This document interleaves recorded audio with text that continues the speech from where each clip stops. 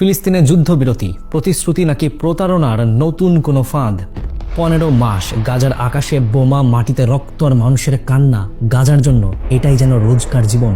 অবশেষে দীর্ঘ প্রতীক্ষার পর যুদ্ধবিরতির একটা খসড়া চুক্তির খবর শোনা যাচ্ছে। 19 জানুয়ারি থেকে গাজায় যুদ্ধবিরতি শুরু হবে, এমনটাই ঘোষণা দিয়েছে এই হামাস ও ইসরায়েলের মাঝে মধ্যস্থতা করিয়ে দেওয়া আমেরিকা, কাতার ও মিশর। কিন্তু ইসরায়েলের মন্ত্রিসভা এখনও চুক্তি অনুমোদন দেয়নি। প্রায় 2 দিন হয়ে গেলেও সিদ্ধান্তহীনতার নাটক চলছে। আর তার মাঝেই কাতার আর যুক্তরাষ্ট্রের মধ্যস্থতায় তৈরি হওয়া এই চুক্তি নিয়ে তৈরি হয়েছে নতুন সন্দেহ।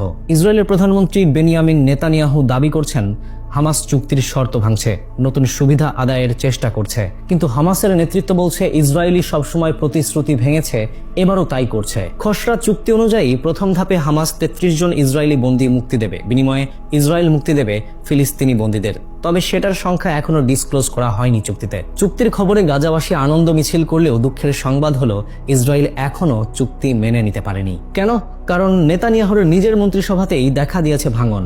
কিছু কট্টরপন্থী মন্ত্রী এই চুক্তি মানতে চান না। এদিকে নেতানিয়াহু আন্তর্জাতিক চাপ আর নিজের দলের অসন্তোষের মাঝে আটকে আছেন। চুক্তি মানলে তার দল ভেঙে পড়বে, না মানলে আন্তর্জাতিক মঞ্চে একঘরে হয়ে যাবেন। কিন্তু আমার মনে হচ্ছে এই পুরোটাই একটা সাজানো নাটক, এই যুদ্ধবিরতির ব্যাপারটাকে বানচাল করে দেওয়ার একটা চেষ্টা। যদি তাই না হতো তাহলে এই চুক্তি যখন আশার আলো দেখাচ্ছে তখনই গাজার আকাশে আবারও বোমার শব্দ। চুক্তি ঘোষণা করার পর থেকে 87 জন শহীদ হয়েছেন গাজায়। কিভাবে? এত মৃত্যু, এত কষ্টের মধ্যে গাজার মানুষ কি এই প্রতিশ্রুতির গল্পে সত্যি বিশ্বাস রাখতে পারছে? চুক্তির দ্বিতীয় ধাপে ইসরায়েল গাজা থেকে পুরোপুরি সরে যাবে। গাজার শাসন ব্যবস্থা পুনর্গঠনের চেষ্টা হবে, বিদ্যুৎ, সড়ক আর জীবনের মৌলিক চাহিদাগুলো ফিরিয়ে আনার প্রতিশ্রুতি আছে। তৃতীয় ধাপে গাজার পুনর্গঠনে আন্তর্জাতিক তত্ত্বাবধানে 3 থেকে 5 বছরের একটি পরিকল্পনা বাস্তবায়ন করা হবে। 3টি ধাপ মিলিয়ে চুক্তির এই আশার বাণীগুলো আসলে too good to be true মনে হচ্ছে।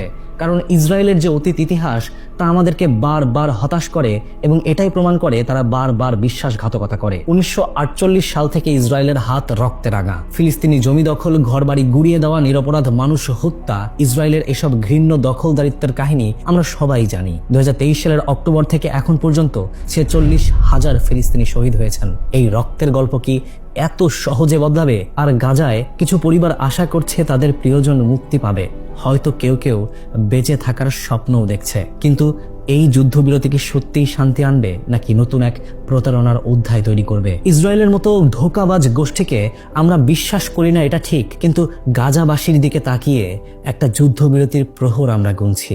Late really be Palestine free, let them breathe.